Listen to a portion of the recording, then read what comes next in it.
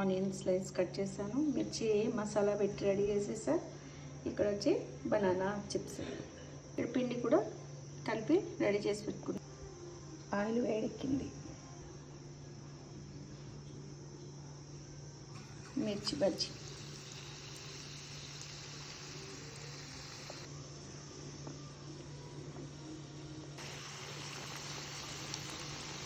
మిర్చి బజ్జీ వేసాం కదా, ఇది వచ్చి ఆనియన్ బజ్జీ.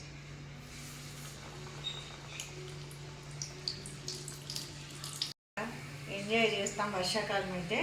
చూసారా ఎంత బాగా ఉన్నాయో మిర్చి బజ్జీ.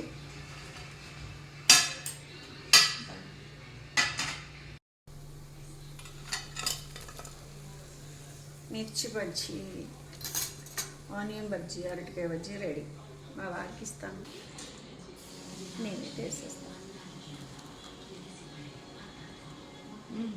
సూపర్, క్రిస్పీగా ఉన్నాయి. లోపల మనం మసాలా పెట్టాం కదా, పుల్ల పుల్లగా, ఆ టేస్ట్ చాలా బాగుంది.